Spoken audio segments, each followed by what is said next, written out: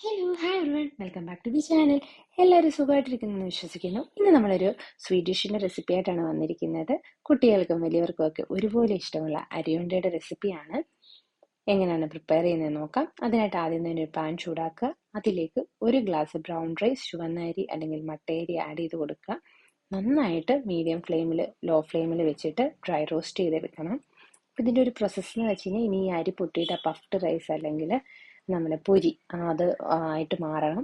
So അതിനായിട്ടാണ് continuous ആയിട്ട് mix ചെയ്ത് കൊടുക്കുക. ലോ ഫ്ലെയിമിൽ കീപ്പ് ചെയ്യാൻ വേണ്ടി ശ്രദ്ധിക്കുക. അപ്പോൾ മുഴുവൻ അരി ആവണ്ട, ഒരു മുക്കാൽ പോർഷൻ അല്ലെങ്കിൽ ഒരു ഹാഫ് പോർഷൻ ആയി കഴിയുമ്പം നമുക്ക് എന്ത് ചെയ്യാം, തീ ഓഫ് ചെയ്തിട്ട് വേറൊരു പാത്രത്തിലേക്ക് അന്നേരം തന്നെ മാറ്റാനായിട്ട് ശ്രദ്ധിക്കുക, അല്ലെങ്കിൽ അത് കരിഞ്ഞു പോകാനുള്ള സാധ്യതയുണ്ട്. നമ്മുടെ പാനിൽ ഇപ്പം അത്യാവശ്യം ചൂടിപ്പം കാണും. ആ ചൂടിൽ തന്നെ നമുക്ക് എന്ത് ചെയ്യണം, 2 ടീസ്പൂൺ നല്ല ജീരകം, ക്യുമിൻ സീഡ്സ് അതും ഒന്ന് റോസ്റ്റ് ചെയ്തെടുക്കണം. വേറെ ഫ്ലെയിമിൻ്റെ ആവശ്യമൊന്നുമില്ല, ഇത് തന്നെ മതി. അപ്പം നല്ല ജീരകമാണ്, പെരിഞ്ജീരകമായിട്ട് മാറിപ്പോകരുത്.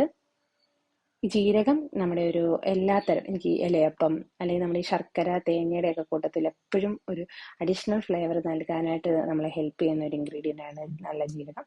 അപ്പം അത് 2 ടീസ്പൂൺ നിങ്ങൾക്ക് ആഡ് ചെയ്യാം. അടുത്തത് സെയിം പാനിൽ തന്നെ നമ്മൾ 1 ടീസ്പൂൺ ഓഫ് ഗീ ആഡ് ചെയ്യുക. ആ നെയ്യൊന്ന് മെൽറ്റായ ശേഷം ഇനി നമുക്ക് എന്ത് ചെയ്യണം, നട്ട്സൊക്കെ ഒന്ന് ഡ്രൈ റോസ്റ്റ് ചെയ്തെടുക്കണം.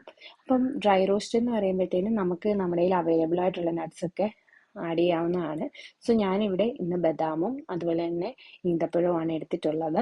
അത് തന്നെ നമുക്ക് കപ്പലണ്ടി, കശുവണ്ടി, പിസ്ത, വാൾനട്ട് ഇതെല്ലാം എടുക്കാവുന്നതാണ്. പക്ഷെ ഒരു കാര്യം ശ്രദ്ധിക്കേണ്ടത്, ഇതെല്ലാം മുഴുവനെ ഇടാതെ അതെല്ലാം കൊച്ചു കൊച്ചു പീസസ് ആയിട്ട് കട്ട് ചെയ്തിട്ട് വേണം ആഡ് ചെയ്യാനുള്ളത്. എന്നാലേ നമുക്ക് ആ ഒരു മിക്സിൽ എല്ലാ പോർഷനിലും എത്താനായിട്ട് പറ്റത്തുള്ളൂ. സോ അത് മാത്രം ഒന്ന് ശ്രദ്ധിക്കുക. ഇനി 1 മിനിറ്റ് നന്നായിട്ടൊന്ന് മിക്സ് ചെയ്തിട്ട് അതും റോസ്റ്റ് ചെയ്തിട്ട് വേറൊരു പാത്രത്തിലേക്ക് മാറ്റി വെക്കുക. ഇനി 1 കപ്പ് ഗ്രേറ്റഡ് കോക്കനട്ട് ആണ്. നമ്മൾ തേങ്ങ ചിരവിയത് ഫ്രഷ് ആയിട്ട് അതും ഇതിലേക്ക് ആഡ് ചെയ്തിട്ടൊന്ന് റോസ്റ്റ് ചെയ്തെടുക്കണം. ഒരു ലൈറ്റ് ഗോൾഡൻ കളർ വേണം നമുക്ക് വേണ്ടത്, ഒത്തിരി വറുത്തെടുക്കേണ്ട, എന്നാലും ഒരു ലൈറ്റ് ഗോൾഡൻ കളർ ആകുമ്പോഴത്തേന് നമുക്ക് അതും ഒന്ന് ഫ്രൈ ചെയ്തെടുത്തിട്ട് വേറൊരു പാത്രത്തിലേക്ക് മാറ്റാം. ഇനി വേണ്ടത് നമുക്ക് ചെറുപയറും പൊട്ടുകടലയുമാണ്. പൊട്ടുകടലയും നമുക്കൊരു അഡീഷണൽ ഫ്ലേവർ തരാൻ വേണ്ടി ഹെൽപ്പ് ചെയ്യും. പക്ഷെ എൻ്റെ അടുത്ത് ഇല്ലാത്തതുകൊണ്ട് ഞാൻ ആഡ് ചെയ്യുന്നില്ല. അതിന് പകരം ഞാൻ 1/4 കപ്പ് ചെറുപയർ ആഡ് ചെയ്തിട്ട് അതൊന്ന് റോസ്റ്റ് ചെയ്ത് എടുക്കുന്നതാണ്.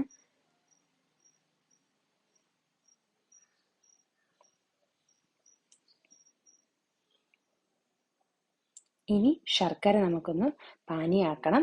അതിനായിട്ട് ഞാനൊരു പകുതി ശർക്കര, അത്യാവശ്യം നല്ല വലിപ്പമുള്ള പകുതി ശർക്കര എടുത്തിട്ട് ഒരു 3 ടേബിൾ സ്പൂൺ വാട്ടറും കൂടെ ആഡ് ചെയ്തിട്ട് ലോ ഫ്ലെയിമിൽ വെച്ച് ശർക്കര ഉരുക്കിയെടുക്കാൻ പോവാണ്. സോ അതിനായിട്ട് ആദ്യം തന്നെ നമ്മൾ എന്ത് ചെയ്യുക, ഒന്ന് പൊട്ടിച്ച് കൊടുക്കുമ്പോഴത്തേക്കിന് പെട്ടെന്ന് അത് ഒന്ന് മെൽറ്റ് ആവാൻ വേണ്ടി ഹെൽപ്പാകും. അപ്പം ശർക്കര നമ്മൾ പാനിയാക്കിയ ശേഷം പ്രത്യേകം ശ്രദ്ധിക്കുക, നമ്മൾ അരിച്ചിട്ടാണ് എടുക്കേണ്ടത്. കാരണം അല്ലെങ്കിൽ ചില ശർക്കരയിലൊക്കെ ഇങ്ങനെ നാരുകളും അല്ലെങ്കിൽ ആ ഒരു ഇത് കാണാറുണ്ട്. അപ്പം നമ്മൾ അരിച്ചിട്ട് അതങ്ങനെ സ്ട്രെയിൻ ചെയ്തിട്ട് കളയാവുന്നതാണ്. ഇതിൻ്റെ ഒരു കൺസിസ്റ്റൻസി എന്ന് പറഞ്ഞു കഴിഞ്ഞാൽ അധികം തിക്നെസ് ആവരുത്. നമ്മൾ നോക്കുമ്പോഴത്തേന് ഇട്ടിട്ട് വീഴുന്ന പരുവമായിരിക്കണം. കാരണം നമുക്കിനി ഇത് ഒഴിച്ചിട്ട് വേണം നമുക്ക് എന്ത് ചെയ്യാൻ, അരിയുണ്ട മേക്ക് ചെയ്ത് എടുക്കാൻ വേണ്ടിയിട്ട്, ആ ബോൾസ് ആക്കാൻ വേണ്ടിയിട്ട്. സോ ആ കൺസിസ്റ്റൻസി കറക്റ്റ് മെയിൻറ്റെയിൻ ചെയ്യുക.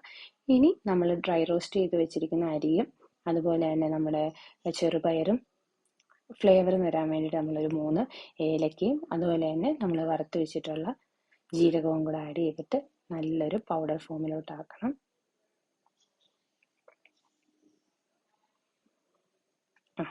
സോ നന്നായിട്ട് ഗ്രൈൻഡ് ചെയ്തെടുത്തിട്ടുണ്ട്.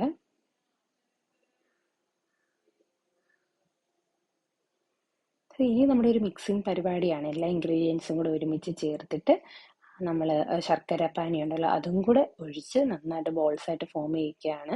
അപ്പോൾ ശ്രദ്ധിക്കുക, നമ്മുടെ പാനി ചിലപ്പോൾ കട്ടിയാകും. അപ്പോൾ പെട്ടെന്ന് ഈ ഒരു പ്രോസസ്സ് നിങ്ങൾ ചെയ്തെടുക്കുക, ഡിലേ വരുത്താതെ. ഇനി നമ്മൾ എന്ത് ചെയ്യുക, റോസ്റ്റ് ചെയ്ത് വെച്ചിരിക്കുന്ന തേങ്ങ ചിരവിയതും അതുപോലെ തന്നെ നമ്മൾ ഫ്രൈ ചെയ്ത് വെച്ചിരിക്കുന്ന നട്ട്സും. ഇപ്പം നട്ട്സ് ഞാൻ ആദ്യം തന്നെ ചെയ്തതുകൊണ്ട് കുറച്ച് കട്ടിയായിട്ടുണ്ട്.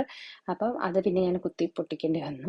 സോ അതൊന്ന് ശ്രദ്ധിക്കുക. നമ്മൾ ആ ഒരു കറക്റ്റ് ഗ്യാപ്പ് കുറച്ച് കുറയ്ക്കുക. അപ്പം നമുക്ക് കുറച്ച് ടൈം ഏറെ ഉള്ള സമയത്ത് ഇത് പ്രിപ്പയർ ചെയ്യാൻ നോക്കുക. ഇനി ഇതിലേക്ക് നമ്മളൊരു ടേബിൾ സ്പൂൺ ഗീയും കൂടെ ആഡ് ചെയ്തിട്ട് ഇനി കൈ ഉപയോഗിച്ചിട്ട് നന്നായിട്ട് എല്ലാ പോർഷനിലും എത്തുന്ന രീതിയിൽ മിക്സ് ചെയ്യാൻ പോവാണ്.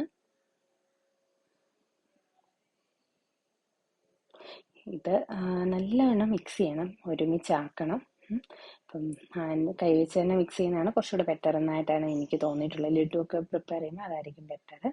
അപ്പോൾ ഇനി എന്താ എല്ലാ പോർഷനും അതായിട്ടുണ്ട്. ഇനി നമ്മൾ ആ ഉരുക്കി വെച്ചിരിക്കുന്ന ശർക്കര പാനി കുറച്ച് കുറച്ചായിട്ട് ആഡ് ചെയ്തിട്ട് ഒരു ലഡുവിൻ്റെ ഫോമിലോട്ട് കൊണ്ടുവരിക. വളരെ ശ്രദ്ധിക്കുക, എല്ലാം കൂടെ ഒരുമിച്ച് ഒഴിക്കരുത്. നമ്മുടെ ആവശ്യാനുസരണം നമ്മൾ ഒഴിച്ചു കൊടുക്കുക. എന്നിട്ട് എന്ത് ചെയ്യുക, എല്ലാ പോർഷനും അതൊന്ന് നനച്ച് കൊടുക്കുക. എന്നിട്ട് എപ്പോഴാണോ നമുക്ക് ആ ഒരു കറക്റ്റ് മിക്സിങ് ആവുന്നത്, ഒരു ലഡു പോലെ നമുക്ക് പിടിച്ചെടുക്കാൻ പറ്റുന്നത്, അത് നോക്കുക ഓരോ തവണ മിക്സ് ചെയ്യുന്ന ടൈമിലും.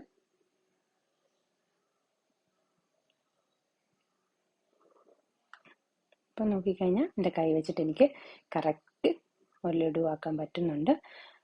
എന്ത് ചെയ്യുക, ഒരു 12 to 15 നമുക്ക് ഇത്ര ഒരു ക്വാണ്ടിറ്റിയിൽ കിട്ടിയിട്ടുണ്ട്. പിന്നെ വലിയ ബൗൾസ് അല്ല, എൻ്റെ ചെറിയ ബൗൾസ് ആണ്. പിന്നെ എനിക്ക് കറക്റ്റ് ഒരു ഷേപ്പൊന്നും വന്നിട്ടില്ല, കുറച്ച് ഡിഫിക്കൽട്ടായിട്ട് എനിക്ക് തോന്നി. എന്നാലും അത് കൈ വെച്ചിട്ട് നന്നായിട്ടൊന്ന് റൗണ്ട് ചെയ്തെടുക്കുക. എനിക്ക് ഇതിൻ്റെ ഒരു ട്രിക്ക് മനസ്സിലായല്ലോ കേട്ടോ. എൻ്റെ ആ ഒരു കറക്റ്റ് ബോൾസ് ആവുന്നുണ്ടായില്ല. ഞാൻ നോക്കുകയാണെങ്കിൽ കുറച്ച് ഷേപ്പിൻ്റെയൊക്കെ പ്രശ്നങ്ങളുണ്ട്. പക്ഷേ ടേസ്റ്റ് ഗ്യാരണ്ടീഡാണ്, നല്ല ടേസ്റ്റാണ്. കുട്ടികൾക്ക് എസ്പെഷ്യലി ഞാൻ പറയല്ലോ, നട്ട്സൊക്കെ കുറച്ചുകൂടെ ആഡ് ചെയ്യുവാണെങ്കിൽ നല്ല റിച്ച് കണ്ടന്റ് ഉള്ള ഒരു ലഡുവാണ്. ജാൻജുവിന് ഭയങ്കരമായിട്ട് ഇഷ്ടപ്പെട്ടു. ഈവൻ നമ്മളും അത് സ്നാക്സ് ആയിട്ട് ഹാവ് ചെയ്തു. സോ എല്ലാവരും ട്രൈ ചെയ്ത് നോക്കിയിട്ട് എങ്ങനെ ഉണ്ടെന്ന് ഡെഫിനറ്റ്ലി പറയണം. നിങ്ങൾക്ക് കാണാമല്ലോ, ജാൻജു നന്നായിട്ട് എൻജോയ് ചെയ്താണ് ഇത് കഴിച്ചത്. So he was so happy. എല്ലാവരും ട്രൈ ചെയ്ത് നോക്കിയിട്ട് എങ്ങനെ ഉണ്ടെന്ന് പറയണം. അതുപോലെ വീഡിയോ ഇഷ്ടപ്പെട്ട ലൈക്കും ഷെയറും സബ്സ്ക്രൈബ്